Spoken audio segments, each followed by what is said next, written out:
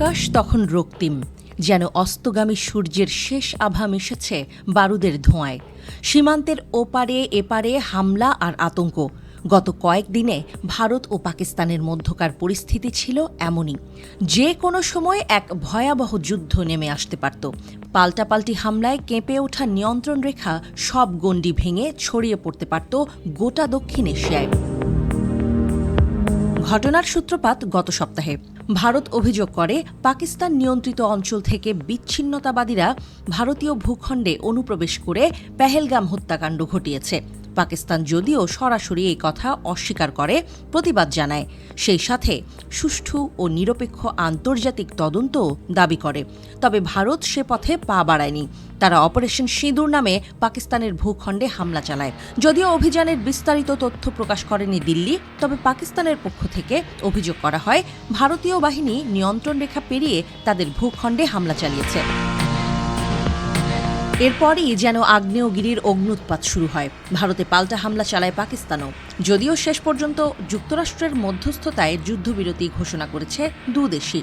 তবে এবার পাকিস্তানের আন্তঃবাহিনী জনসংযোগ পরিদপ্তর ISPR এর মহাপরিচালক লেফটেন্যান্ট জেনারেল আহমেদ শরীফ চৌধুরী এক চাঞ্চল্যকর দাবি করেছেন। তাদের বাহিনী সন্ত্রাসবাদ এবং পাকিস্তানিদের ওপর হামলার সাথে জড়িত 26টি ভারতীয় সামরিক লক্ষ্যবস্তুতে সফল হামলা চালিয়েছে। ডনের প্রতিবেদনে জানানো হয়েছে, প্রেস ব্রিফিংয়ে শরীফ চৌধুরী বেশ কয়েকটি স্থানের নাম উল্লেখ করেছেন, যেখানে ভারতীয় সামরিক স্থাপনা ও বিমান ঘাঁটি অবস্থিত। সুরতগড়, সিরসা, আদমপুর, ভুজ, নালিয়া, বাথিন্ডা, বার্নালা, হালওয়ারা, অবন্তিপুরা, শ্রীনগর, জম্মু, মামুন, আম্বালা, উদমপুর এবং পাঠানকোটের মতো গুরুত্বপূর্ণ বিমান ঘাঁটিগুলোতে বড় ধরনের ক্ষয়ক্ষতি হয়েছে বলে দাবি করে পাকিস্তান। শুধু তাই নয়, তাদের দাবি অনুযায়ী ব্রাহ্মস ক্ষেপণাস্ত্রের সেই স্থাপনাগুলোও ধ্বংস করা হয়েছে, যেখান থেকে পূর্বে পাকিস্তানে ক্ষেপণাস্ত্র নিক্ষেপ করা হয়েছিল এবং নিরীহ বেসামরিক নাগরিক নিহত হয়েছিল।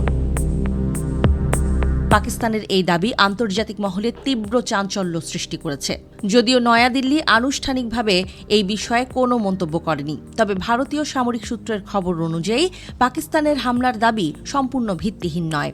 সীমান্ত এলাকায় কিছু অপ্রত্যাশিত ঘটনা ঘটেছে।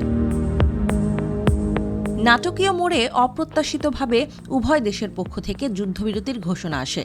ঠিক কী কারণে এই আকস্মিক যুদ্ধবিরতি তা এখনও স্পষ্ট নয়। কূটনৈতিক বিশেষজ্ঞদের মতে, আন্তর্জাতিক চাপ এবং সম্ভাব্য বৃহত্তর সংঘাতের আশঙ্কাই উভয় পক্ষকে পিছু হটতে বাধ্য করেছে। এই যুদ্ধবিরতি কি দীর্ঘস্থায়ী হবে, নাকি এটা কেবলই একটি সাময়িক বিরতি, যার পর আবারও রক্তক্ষয়ী সংঘর্ষে লিপ্ত হবে দুই প্রতিবেশী? এই প্রশ্নের উত্তর আপাতত ধোঁয়াশায় ঢাকা। তবে গত কয়েক দিনের ভয়াবহ অভিজ্ঞতা এটাই প্রমাণ করে ভারত ও পাকিস্তানের মধ্যে শান্তি স্থাপন কতটা কঠিন এবং জরুরি। একটি ভুল পদক্ষেপ আবারও এই অঞ্চলকে এক ভয়াবহ সংকটের দিকে ঠেলে দিতে পারে।